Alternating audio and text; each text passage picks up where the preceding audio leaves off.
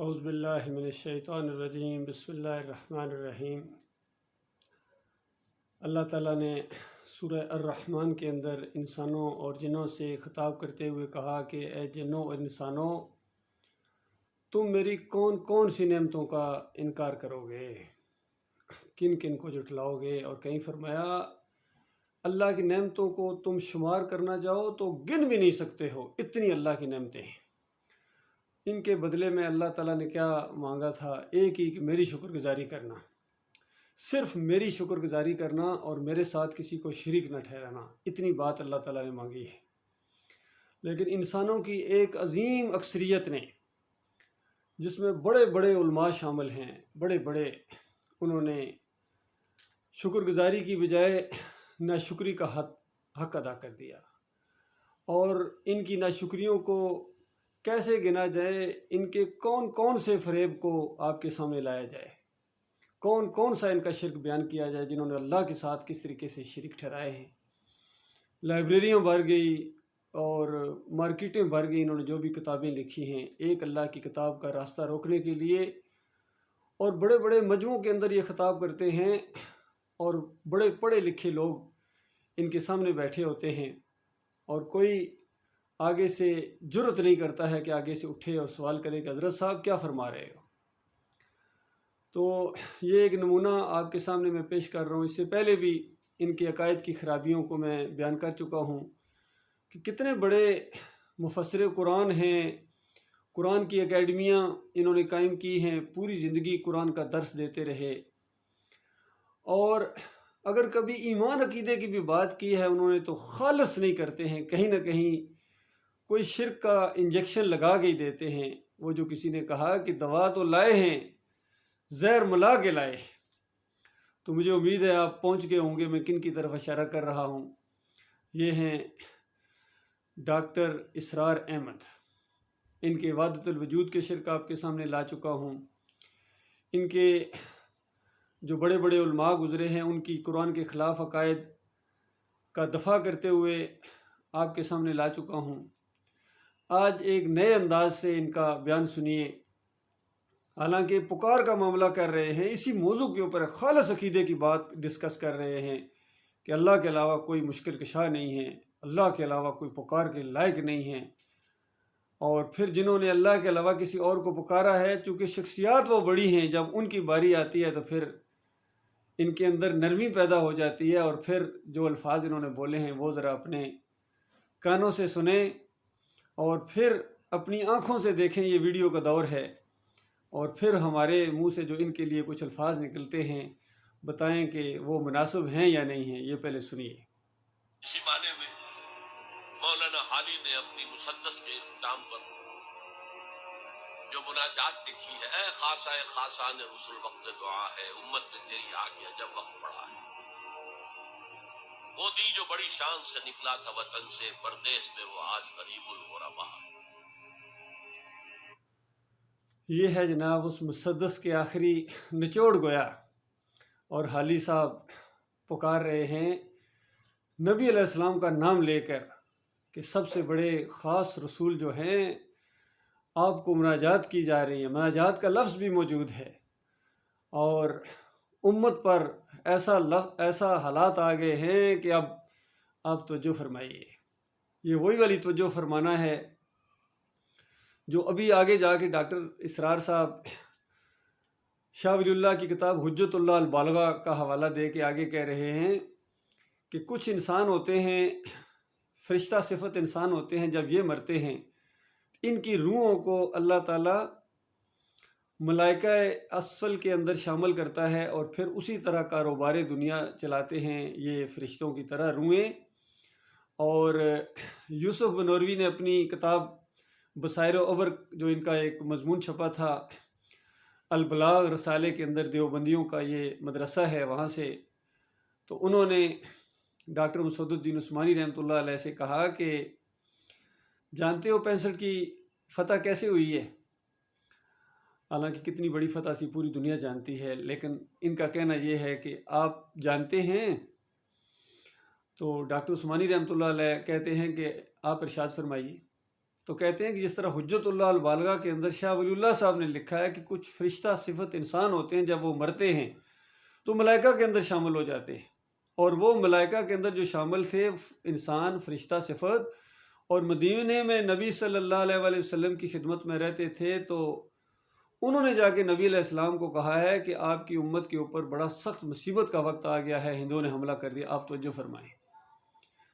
نبی علیہ السلام نے کہا کہ نہیں، میں توجہ نہیں فرماتا ہوں، کیونکہ پاکستان کے لوگ بڑے فاسق اور فاجر ہیں، بہت منت مساجات کی، لیکن نہیں مانے نبی علیہ السلام، اور پھر کہا کہ ہاں ٹھیک ہے، اگر تم نہیں چھوڑتے ہو تو فاطمہ کے پاس جاؤ، میری بیٹی ہے، اگر اس نے سفارش کی تو پھر میں توجہ فرماؤں گا۔ تو پھر وہ فرشتے صفت انسان کی روحیں وہ فاطمہ رضی اللہ تعالیٰ عنہا کے پاس گئی ہیں، ان کے مزار کے اوپر، اور پھر وہاں جا کے انہوں نے فریادیں کی ہیں، اور پھر انہوں نے ذرا نرمی دکھائی ہے، اور انہوں نے کہا ٹھیک ہے، نبی علیہ السلام سے کہیں گے تو جو فرمائیں، کوئی بات نہیں۔ پھر واپس آئے ہیں اور نبی علیہ السلام سے کہا ہے کہ وہ فاطمہ راضی ہو گئی ہیں، اب آپ توجہ فرمائیں۔ تو اس طرح نبی علیہ السلام نے توجہ فرمائی ہے، اور جو ہے یہ پاکستان کو فتح نصیب ہوئی ہے۔ تو ڈاکٹر عثمانی رحمۃ اللہ علیہ کہتے ہیں میں نے اونچا اونچا کہا سبحان اللہ سبحان اللہ سبحان اللہ، یعنی اللہ تیرے اس شرک سے پاک ہے۔ تو اللہ کے بندو، یہ ہے جو شرک ہر جگہ پھیلایا جا رہا ہے، اور ڈاکٹر اسرار صاحب کہتے ہیں کہ پکارنا صرف اللہ کو ہے، دیکھنا اللہ کو پکارنا ہے، اب اللہ تعالیٰ کسی روح کے ذریعے، کسی عبد القادر جیلانی کی روح کو ذریعے بھیج کے تمہاری مدد کرے، کسی فرشتے کے ذریعے تمہاری مدد کرے، گویا روحیں آتی جاتی رہتی ہیں۔ یہی رسائل و مسائل کے اندر مودودی صاحب کا فلسفہ ہے کہ روحیں اس دنیا میں آتی جاتی ہیں،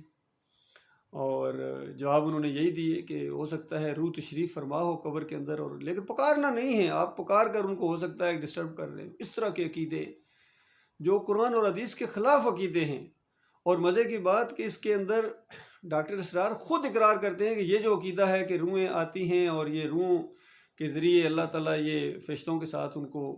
اشتراک کر کے ان کو بھرتی کرتا ہے اور یہ سارے معاملات کرتے ہیں، یہ قرآن کا عقیدہ نہیں ہے، یہ حدیث کا عقیدہ نہیں ہے۔ پتہ نہیں حضرت صاحب یہ کہاں سے لائے ہیں، لیکن حضرت صاحب کا فرمانا میرے نزدیک کہتے ہیں حجت ہے، کیا ان کو ردی کی ٹوکری کے اندر پھینک دیا جائے؟ اب پھر سنیے دوبارہ یہ ڈاکٹر اسرار صاحب اس معاملے میں کس طرح زور دے کے اس مسئلے کو بیان کر رہے ہیں، پھر اس کے بعد بقیہ تبصرہ میں بعد میں کروں گا۔ تو اس معنی میں اس لفظ استعمال ہو جائے تو اس پر بہت زیادہ الرجک بھی نہیں ہونا چاہیے، لیکن غیبی غور فرمایا آپ نے کتنا زور دیا ہے انہوں نے۔ کہتے ہیں اگر اس طرح کی کوئی بات کہہ دے، اگر کوئی نبی علیہ السلام کو اس طریقے سے پکار دے تو اتنا زیادہ الرجک بھی نہیں ہونا چاہیے، زور دیا سے الرجک، گویا غصہ نکال رہے ہیں، اپنے جذبات کا اظہار کر رہے ہیں ان لوگوں کے اوپر کہ جو الرجک ہوتے ہیں۔ ہم تو الرجک ہوتے ہیں بھائی، ہمیں سخت الرجی ہوتی ہے جب کوئی کسی اور کو پکارتا ہے، نبی علیہ السلام کو کوئی پکارے مدد کے لیے، عبد القادر جیلانی کو پکارے، علی رضی اللہ عنہ کو پکارے، ہمارے جذبات کے اندر ایک ہمارے رونگٹے کھڑے ہو جاتے ہیں۔ ایک تو اللہ کی عزت اور احترام کی وجہ سے کہ ہمارے مالک اور خالق کی عزت اور کبریائی کے اوپر یہ چوٹ ماری ہے اس نے، اور دوسرا یہ اس انداز سے بھی کہ یہ دیکھو کس طرح شرک کر کے اپنے آپ کو جہنم کی آگ کے لیے تیار کر رہے ہیں، اس انداز سے بھی عجیب سی ایک کیفیت ہوتی ہے، الرجی ہوتی ہے ہمیں، کیونکہ ہمارے دلوں کے اندر اللہ کا وقار ہے، اللہ کی عزت ہے۔ اور پھر جب ہم ان کو کچھ کہتے ہیں کہ دیکھو انہوں نے راستہ مارا ہے، پوری زندگی قرآن اکیڈمیاں کھولتے رہے، درس چلاتے، زندگی گزر گئی، اور لمبی زندگی ان کو اللہ تعالیٰ نے دی تھی، آخری دم تک کہتے ہیں میں نے قرآن کی خدمت کی ہے، اور یہ زندگی کا نچوڑ دیکھیں ان کا کیسے ہے کہ اگر کوئی اس طرح شرک کے ساتھ پکارے تو اتنی الرجی نہ کیا کرو، اتنا زیادہ پریشان نہ ہو جایا کرو، اندازہ لگائیے، کیونکہ ان کے دماغوں کے اندر شرک ہے۔ اس کو کہتے ہیں طاغوت کی حمایت کرنا، طاغوت کی بندگی کرنا، اور طاغوت کا دفاع کرنا، یہ ہے۔ اور اس کا جواب سورہ نساء کے اندر اس انداز سے اللہ تعالیٰ نے دیا ہے کہ آج دنیا کی زندگی میں تو ان کی بڑی وکالت کر رہی ہے حضرت صاحب، کل قیامت کے دن ان کی وکالت کون کرے گا؟ میرے سامنے جب آئیں گے اور یہ اللہ کے علاوہ دوسروں کو پکار کے اور دوسروں کی پکاروں کا درس دیتے ہوئے آئے ہیں، مرے ہیں اسی شرک کے اوپر، تو اس کے بعد جب میں ان کو الٹا لٹکاؤں گا اور ان کو ہتھوڑے مارے جائیں گے اور ان کو زنجیریں پڑی ہوئی ہوں گی، بیڑیاں ان کو پڑی ہوئی ہوں گی، گھسیٹا جائے گا جہنم کی آگ کے اندر، تو اس وقت بتاؤ کون ان کا دفاع کرے گا؟ یہ دعوت ہے ہماری اللہ کے بندوں، یہ ایمان کا معاملہ ہے، اور صدیوں کا یہ معاملہ ہے کہ ہزار ہزار سال بیت گئے ہیں، کتنی ایسی کتابیں ہیں جن کے اندر ایسے ایسے شرک موجود ہیں، لیکن ان کا دفاع ہوتا چلا آ رہا ہے، ان کے خلاف انگلی نہیں اٹھائی ہے کسی نے۔ اور یہ بھی میں آپ کو بتا دوں، ایک اہل حدیثوں سے نکل کر ہمارے ساتھی بنے تھے صاحب، تو انہوں نے جا کے اپنے بڑے بڑے علماء سے جا کر پوچھا، اہل حدیثوں سے، کہ یہ جو کتابوں کے حوالے دیے ہیں ڈاکٹر مسعود الدین عثمانی رحمۃ اللہ علیہ نے اپنی کتاب ایمان خالص کس اول کے اندر اور کس دوم کے اندر بھی، کہ یہ شرک پھیلا کے گئے ہیں، تو کیا یہ کتابیں آپ لوگوں نے نہیں پڑھی تھی؟ آپ بھی بڑے بڑے علماء ہیں، آپ نے نہیں پڑھی تھی؟ تو انہوں نے کہا پڑھی تھی، کیوں نہیں پڑھی ہیں؟ تو اس نے کہا پھر کبھی یہ باتیں کھٹکی نہیں آپ کو؟ تو انہوں نے کہا کھٹکی تھیں۔ ان کا پھر ان کا چلنے دو، کون پوری دنیا سے ٹکر لے، پوری دنیا ان کو اپنا امام مانتی ہے، اپنا سروں کا تاج مانتی ہے، ان کا رعب چھایا ہوا ہے، تو ان کے خلاف زبان کھولو گے تو اس کے بعد دنیا والے تمہیں کیا کریں گے؟ تمہیں چھوڑیں گے؟ تو لہٰذا چلنے دو معاملات کو اسی طریقے سے۔ تو اب یہ دیکھیے معاملہ ہے، کچھ تو ان کی باتوں کے اندر آ کے قرآن کو ساتھ جٹلا رہے ہیں، کچھ کہتے ہیں ہاں بھائی باتیں تو ان کی غلط ہیں، لیکن کیا کریں، بڑے بڑے علماء تھے۔ یہ رویہ اختیار کیا ہے علی انجینئر نے بھی، کہ بڑی بڑی ہستیاں ہیں، یہ سمجھو کہ انہوں نے کہا ہی نہیں یہ باتیں۔ اسی طرح یہ جو جاوید احمد غامدی ہے وہ بھی کہتا ہے دیکھو پہلے شخصیات دیکھو، اگر بڑی شخصیت ہے تو اس کے بعد ایسا مت سمجھو کہ انہوں نے یہ بات کہی ہوگی، کسی اور نے کہہ دی ہوگی، بتائیے کس طرح یہ دفاع ہے۔ تو میں بھی نہ کہہ دوں کہ ان کی کتابوں کے اندر جو کچھ اچھی باتیں ہیں وہ کسی اور نے لکھ دی ہوں گی، ان کی ساری باتیں وہی ہیں جو ان کا شرک ہے، ان کا کفر ہے اور اللہ کی کتاب کا انکار ہے۔ یہ جو انہوں نے دونوں باتیں کہیں، اچھی باتیں بھی کہیں اور بری باتیں بھی کہیں۔ اسی طرح تبلیغی نصاب کے اندر بھی ہے، کشف المحجوب کے اندر بھی ہے، فیوز یزدانی کے اندر بھی ہے، مجدد الافسانی کے ملفوظات ہیں ان کے اندر بھی اسی طریقے سے کتنی شرکیہ باتیں ہیں۔ تو بتاؤ اللہ کے بندو، اس شرک سے کب توبہ کرو گے؟ باقی مرنے کے بعد وہ تو اپنا انجام کو پہنچ گئے، کیونکہ کبھی کبھی جب ان کو کہا جاتا ہے کہ یہ تبلیغی نصاب کے اندر یہ شرک ہے، شاہ ولی اللہ کی کتاب کے اندر یہ شرک ہے، فلاں کی کتاب کے اندر یہ شرک ہے، تو یہ تبلیغی نصاب والے کتنے ہمارے بھائی ہیں وہ کہتے ہیں ہاں ہاں وہ تھیں، ہم نے جو ہے نا ان کو اب نکال دیا ہے، کچھ واقعات ہیں ان کو ہم نے نکال دیا، حالانکہ نکالنے کے باوجود کتنے واقعات شرکیہ اس میں موجود ہیں۔ تو ان کو کہا جاتا ہے بھئی اگر شرکیہ کوئی واقعہ اگر ان کی کتاب سے نکال دیا ہے آپ نے، تو زکریا صاحب کو جہنم کی آگ سے کیسے نکالو گے؟ شرک پر مرنے والا تو آگ میں چلا جاتا ہے۔ اور یہ میری بات نہیں ہے، نبی علیہ السلام نے فرمایا یشرک باللہ شیئن دخل النار، من مات یشرک باللہ شیئن دخل النار، کہ جس کی موت آئی اس حالت کے اندر کہ اس نے شیئن شرک کیا یا شرک کا دفاع کیا یا جو بھی معاملات ہیں، تو وہ آگ کے اندر داخل ہو جاتا ہے۔ تو یہ سارے حضرات تو گئے، فارغ ہو گئے، اب اس کے بعد آپ کی باری ہے، للہ توبہ کرو، معافی مانگو اپنے مالک اور خالق سے، اللہ تعالیٰ غور و فکر کرنے کی توفیق عطا فرمائے۔